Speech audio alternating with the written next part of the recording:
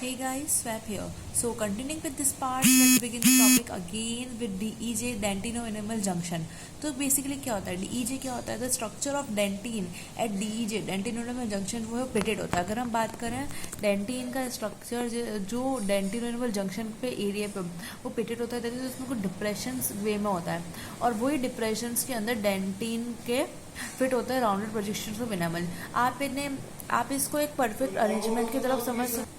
डीईजे में production fit होते हैं ऑफ एनामल के और ये रिलेशन एश्योर करता है film hold of enamel cap on to the dentin. Basically क्या होता है एनामल के ऐसे राउंडेड प्रोजेक्शंस होते हैं जो फिट होते हैं डेंटिन के ऐसे डिप्रेशंस में. डेंटिन के डिप्रेशन में एनामल के ऐसे rounded. This is like a lock की arrangement which we have read in before previous classes also.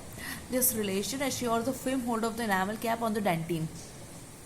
Sections में इसीलिए हम देखें तो डीईजे अपीयर्स होता है not a straight but a scalar plan. अगर यही अरेंजमेंट है डीईजे का इसीलिए हम जब सेक्शन काटते तो हमें वो सेक्शन एकदम स्ट्रेट नहीं मिलता है एक बल्कि स्केलोप लाइन वे में मिलता है और द कॉन्वेक्सिटीज ऑफ द स्केलोप्स और वो डायरेक्टेड होती है टुवर्ड्स द डेंटिन में.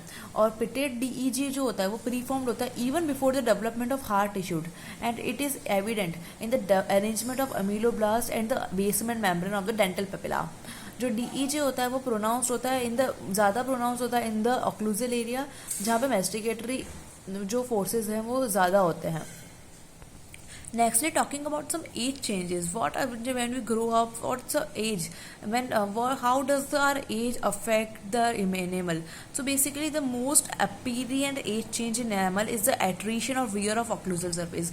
Like हम जब से खाते हैं masticatory forces, जब masticatory forces regular basis पे हमारे enamel पे टच होते हैं तो उस केस में एज काफ़ी ज़्यादा changes आते हैं enamel पे. It tear the occlusal surface or loss of the vertical dimension of the crown and the proximal contact point as a result of mastication. Facial and lingual surfaces basically lose their structure much more rapidly than do proximal surface. Basically facial और lingual surface जो अपना structure जो है वो ज़्यादा rapidly lose करते हैं अगर हम बात करें proximal surface that is mesial and distal surface के comparative. And anterior teeth lose their structure more rapidly और anterior teeth posterior teeth के comparative ज़्यादा अपना structure lose करते हैं. सो बात करें अगर result of age change in organic portion of enamel की तो presumably near the surface the teeth में become darker and their resistant to decay में also increase. The great reduce permeability हो जाती है ओल्डर टीथ की टू फ्लूइड्स. ये किस वजह से due to increase in the size of crystals. Now when we talk about some clinical consideration और we say the clinical aspects in terms of enamel. तो बेसिकली अगर हमने पढ़ा है कि इनेमल रॉड जो है बेसिकली वो कैसे अरेंज होते हैं they are arrange in a baby torches manner. तो कोर्स ऑफ इनेमल रॉड जो है वो इंपॉर्टेंस रखता है कैविटी प्रिपरेशंस में. जनरली रॉड जो है वो रन करते right angle to the underlying dentin. अब इनेमल के नीचे जो डेंटिन है उसके नीचे राइट एंगल्स के थ्रू वो रन करते हैं.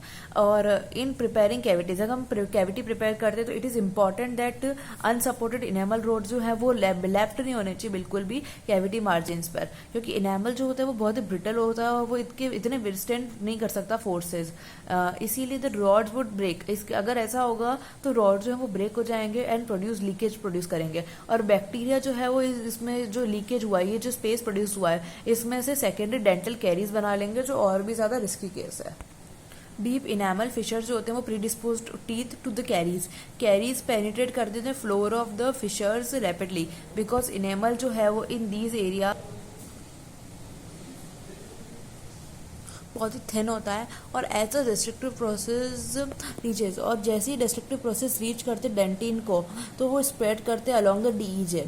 इनकॉर्पोरेशन ऑफ फ्लोराइड्स की बात करें तो इनकॉर्पोरेट जो हमारे डेंट्रीफेज होते हैं टूथपेस्ट जैसे होते हैं उसमें डेंट्रीफेजेस में such as stannous fluoride paste sodium fluorides and acidulated phosphated fluoride mix करते हैं which outer surface of the enamel जो outer surface of the enamel को और ज़्यादा रेजिस्टेंट बनाते हैं टू डिके और which now adapted means of the caries prevention. और कैरीज प्रिवेंशन का ये इंपॉर्टेंट मेथड बन चुका है. अब नाउ अगर बात करें most effective means for the mass control of dental caries.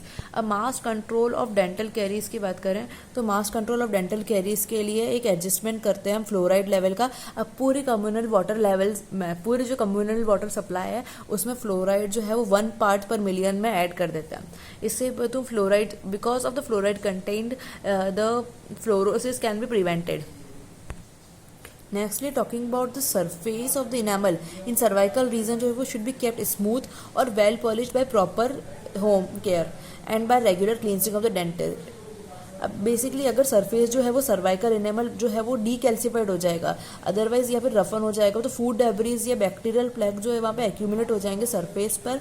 और इसकी वजह से अगर क्योंकि बैक्टीरियल प्लेग एक्यूमुलेट हो जाएंगे तो जिंजाइवा है वो कॉन्टैक्ट में आएगा रफन डेब्रीज के, जिंजाइवा कॉन्टैक्ट में आएगा रफन डेब्रीज के, जिसकी वजह से डेंजरस इन्फ्लेमेटरी चेंजेस होते हैं. जिंजाइवा में इन्फ्लेमेटरी चेंजेस में दिखेंगे.